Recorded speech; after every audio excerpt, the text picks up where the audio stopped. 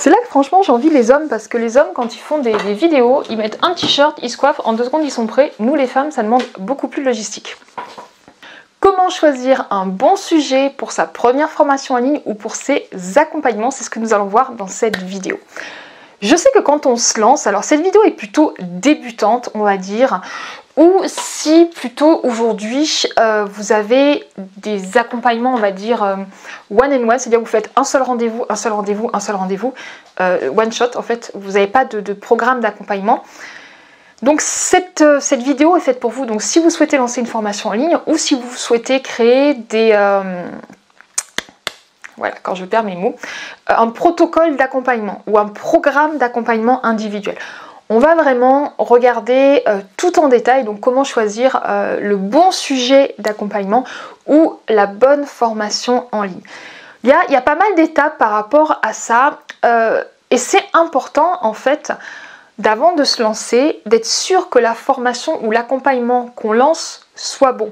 Parce que quand on lance, c'est très rare en fait que quand on lance une activité, directement ça fonctionne, on ait des sous, ce soit juste incroyable, tout se passe super bien. Non, il faut des fois 1 mois, 2 mois, 3 mois, 6 mois pour arriver à stabiliser ses revenus généraux quand on change, soit quand on lance un programme, soit quand on change de type d'activité. Et il faut absolument être sûr que ce qu'on lance soit juste parfait, parce que sinon on va douter et on va faire comme énormément de gens que j'ai connus et qui vont faire ce qu'on appelle le symptôme de l'objet qui brille et en se disant non mais en fait cette personne tiens elle gagne beaucoup plus d'argent en faisant ça, je vais faire ça, elle gagne beaucoup plus d'argent en faisant ça, je vais faire ça. Ça se voit beaucoup dans le monde du marketing. On a beaucoup d'entreprises, d'entrepreneurs qui sont à la base coach naturopathes, qui apprennent le marketing pour eux et qui finalement se disent non mais en fait je vais gagner plus d'argent en faisant des formations sur le marketing qu'en faisant des formations de naturopathie. C'est faux. Il faut savoir que aujourd'hui, une coach en ligne va gagner souvent beaucoup plus d'argent qu'un coach marketing.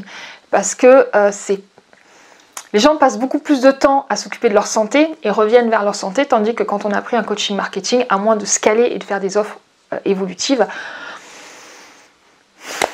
c'est plus difficile. Et c'est pour ça, alors moi je suis là depuis 7 ans, donc c'est pas pareil, mais c'est pour ça aussi qu'on voit souvent des gens qui se lancent et qui après disparaissent. Bon, on n'est pas là pour critiquer, on n'est pas là non plus pour dire qu'il y en a des personnes qui sont dans d'autres sujets, qui décident de lancer des formations comme ça, parce qu'ils se disent qu'il y a un moyen de gagner de l'argent. Moi je parle ici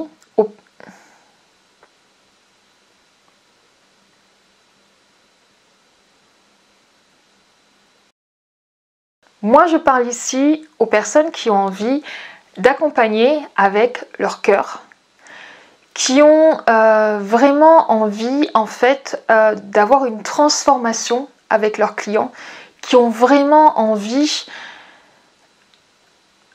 de vivre de leur passion.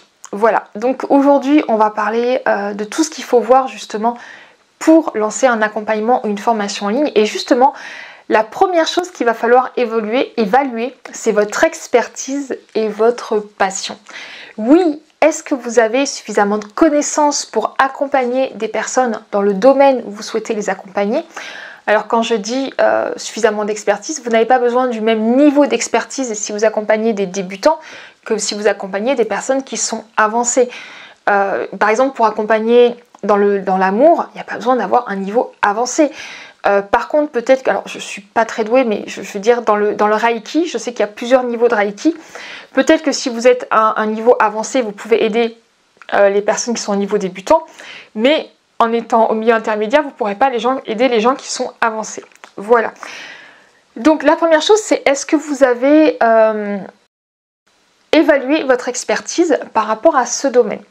Et la deuxième chose, c'est votre passion. Je le dis souvent, c'est pas un long fleuve tranquille d'être entrepreneuse. Là, je sors de 3 années difficiles suite à un comptable qui n'a absolument pas bien fait son travail. Donc j'ai eu un gros redressement. Donc j'ai passé 3 années à galérer, à apprendre beaucoup de choses, etc. Pourquoi mon entreprise est toujours là? Parce que j'aime ce que je fais, parce que j'aime accompagner des clients, j'aime qu'elles aient des transformations, des réalisations, des prises de conscience, qu'elles soient autonomes. Je trouve ça juste incroyable, ça me passionne. Et si vous avez soit un manque d'expertise, aux premières questions, vous allez être out. Et si vous avez un manque de passion, vous n'allez pas durer dans le temps. Donc la première chose, c'est estimer peut-être, on va dire, de 0 à 10, quel est votre degré d'expertise pour les personnes, en fonction des personnes que vous voulez accompagner, et également quel est votre domaine de passion. Voilà. Ensuite, maintenant que vous êtes sûr que vous avez l'expertise et la passion, on va aller regarder si le marché par lui-même est prêt à vous accueillir et s'il y a suffisamment de clients pour que vous puissiez vivre de cette passion et de cette expertise. Donc il y a plusieurs façons d'aller vérifier que votre marché est porteur. La première, allez voir s'il y a des livres qui existent dessus, allez voir s'il y a déjà des formations, des accompagnements, des coachings qui existent dessus. Alors pas forcément en France. Essayez de taper ce mot, ce nom, votre expertise, peut-être en espagnol ou en anglais. Vous allez avoir sûrement une autre visibilité de la réussite. Souvent, les États-Unis sont en avance sur nous par rapport à certains sujets et c'est très intéressant d'aller voir ce qui se fait ailleurs. Donc, validez qu'il y ait bien des programmes et des formations. Si vous voyez des programmes et des livres qui existent, des programmes d'accompagnement, des livres qui existent, essayez de voir depuis quand les entreprises existent, si c'est tout nouveau ou si elles sont là depuis des années. Ça, vous pourrez très facilement le voir avec YouTube. Vous allez taper le nom de votre transformation, de votre expertise sur YouTube. Vous allez voir depuis combien de temps les entreprises existent et si ça fonctionne en fait, si elles sont toujours là, si elles sont régulières, etc.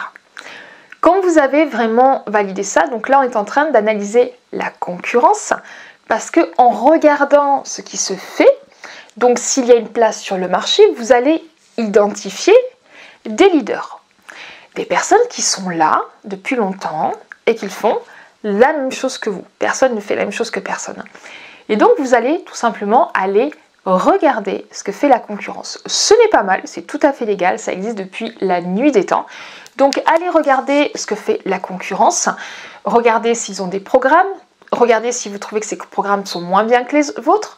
S'ils sont mieux, voyez comment améliorer vos programmes, vos accompagnements pour faire en sorte que votre offre soit la plus exceptionnelle et la plus intemporelle possible. Prenez vraiment le temps de faire un tableau, moi c'est ce que j'apprends à mes clients. On fait un grand tableau dans lequel on va noter justement qu'est-ce que fait le client, combien il vend son programme, combien de temps il dure, depuis combien de temps il est là. On veut vraiment créer ce qu'on appelle un océan rouge, c'est-à-dire de faire en sorte que tous vos clients en fait se déchirent sur le même domaine et que vous soyez dans un océan où personne ne va vous embêter parce que, en tout cas pour l'instant, vous êtes leader. Sachez que c'est possible de faire ça dans n'importe quel domaine. Vous allez peut-être me dire, oui, mais mon marché est saturé. Mon marché est officiellement saturé. Je suis consultante en stratégie numérique. J'accompagne mes clientes pour qu'elles soient autonomes sur Internet avec un programme en ligne qui s'appelle Business One. On est 1000 à faire ça. Est-ce qu'il y en a qui existent depuis longtemps? Oui. Est-ce qu'il y en a qui se sont lancés il y a moins de 2 ans et qui cartonnent? Oui. Est-ce que le marché est saturé? Non. Est-ce que mon expertise, mon âge, mon histoire, mon parcours vont me permettre de toucher des personnes différentes des autres? Oui. Parce que par exemple, je suis une grande timide. Ça se voit pas là. Je suis toute seule dans mon bureau. Essayez de me mettre dans une salle avec plus de 15 personnes. Je parlerai à plus personne. Je suis vraiment une très grande timide. Donc, aujourd'hui, si j'ai réussi en étant timide, je présume que toutes les personnes timides peuvent réussir.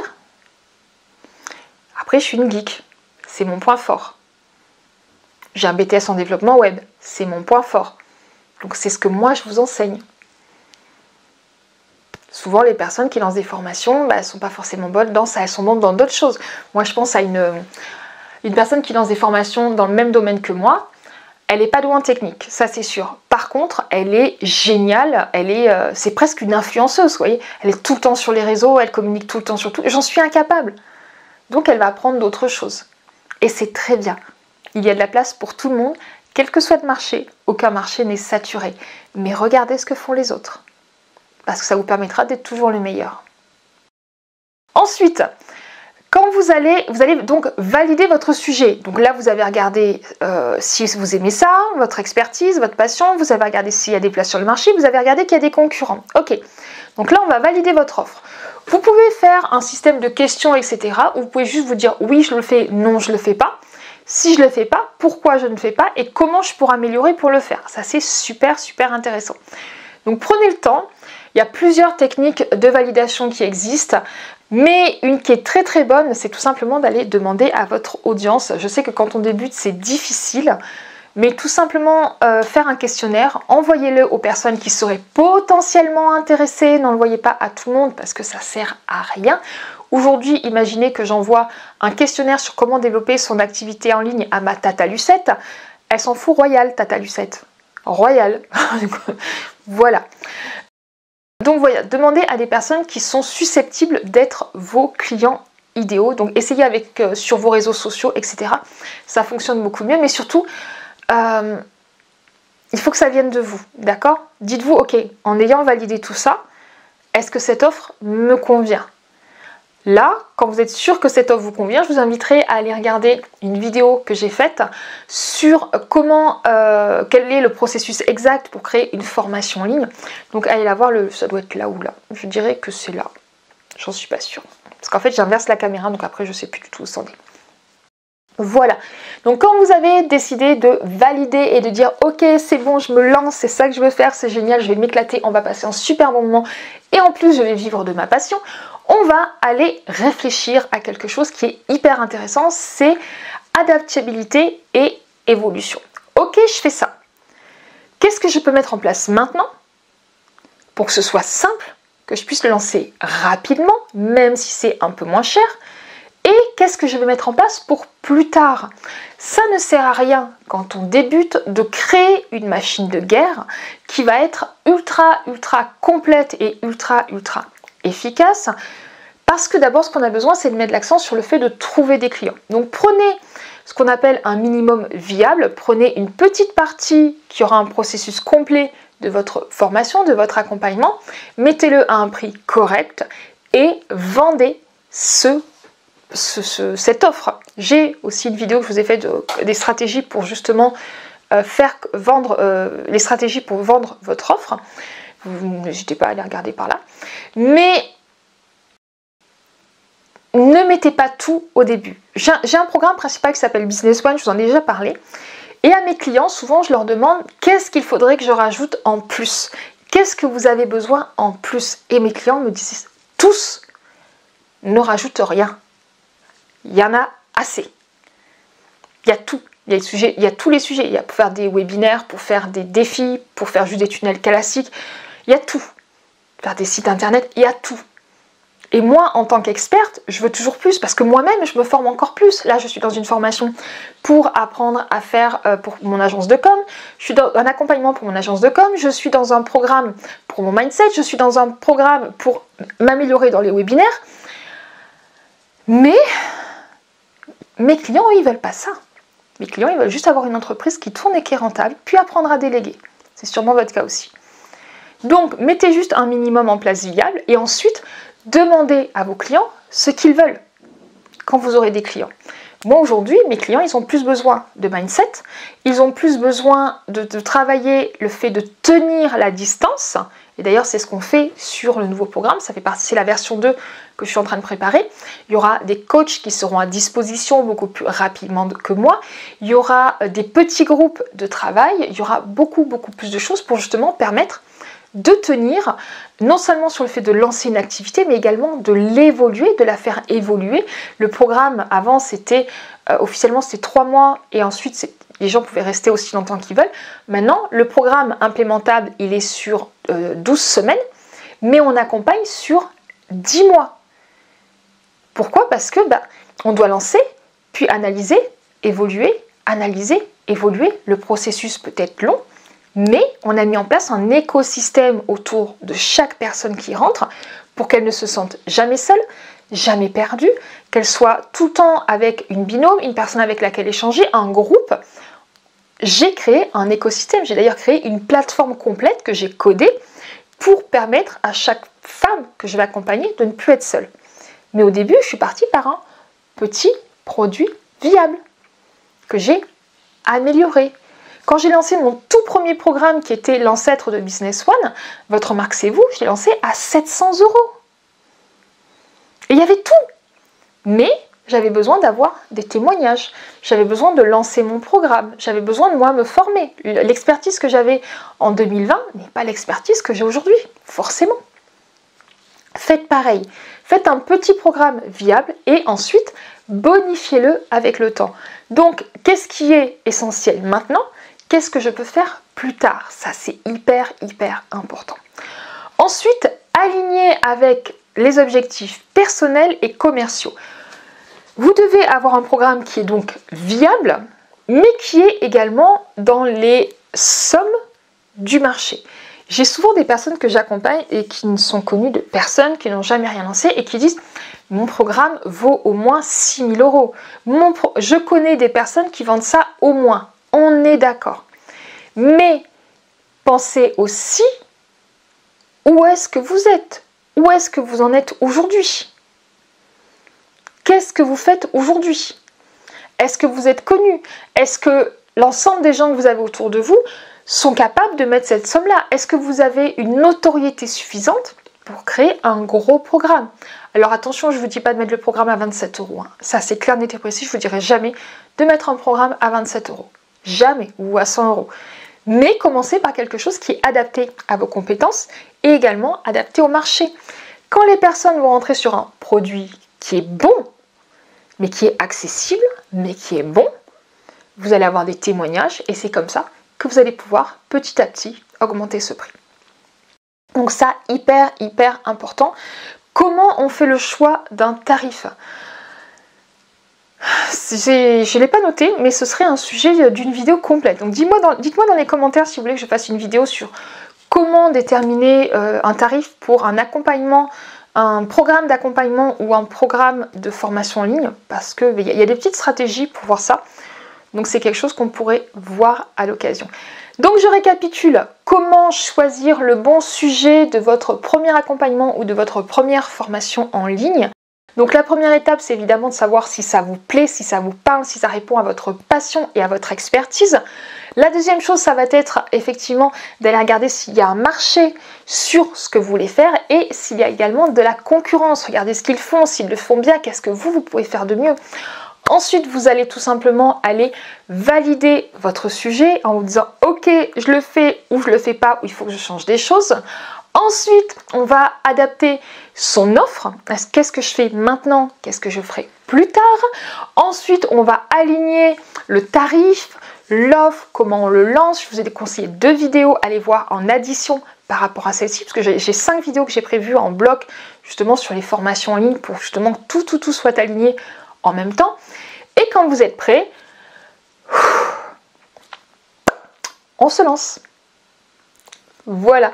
Je vous en ai pas parlé, mais je fais un webinaire tous les mercredis à 18 h pour vous parler de ce que je fais actuellement, des tendances. Et actuellement, on est vraiment sur comment lancer une activité en ligne quand on n'a pas le temps, comment créer et développer une activité en ligne quand on n'a pas le temps. Donc, je vais vraiment vous partager des tips par rapport à ça, des logiciels, aussi des réflexions personnelles, parce que c'est un webinaire qui est 100% féminin. Et c'est vrai que nous les femmes, on a tendance à faire passer 1000 choses avant nous et avant notre entreprise. C'est vraiment une... Ben voilà. Je vais vous expliquer plein de stratégies. Moi la première, je suis maman solo, je vous assure que mes filles sont passées devant moi 1000 fois et avant mon entreprise un grand nombre de fois aussi. Donc voilà, je vous invite à vous inscrire au webinaire, vous aurez le lien dans les commentaires. C'est savoir c'est pouvoir / masterclass au plus simple.